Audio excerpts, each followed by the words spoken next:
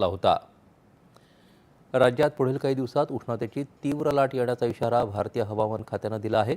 विविध भागांमध्ये तापमान लक्षणीयरित्या वाढण्याची शक्यता असून नागरिकांनी आवश्यक ती खबरदारी घ्यावी असं आवाहन राज्य आपत्कालीन कार्य केंद्रानं केलं आहे।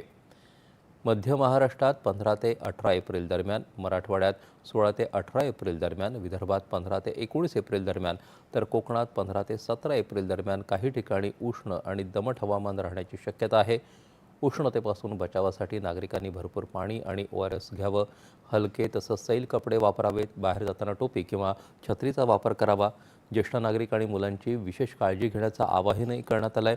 प्रशासनानं सार्वजनिक ठिकाणी पिण्याच्या पाण्याची सोय करणं, जिल्हा स्तरावर उष्माघातावरील उपाययोजना कार्यान्वित करणं तसंच रुग्णालयात आवश्यक औषध साठा ठेवणं यावर भर दिला आहे। शाळांना सूचना देणं, गरजेनुसार वेळेत बदल करणं आणि माध्यमांद्वारे जनजागृती करणं या संदर्भातही उपाययोजना करण्यात येत आहेत। हवामान येत्या 24 तासात राज्यात सर्वत्र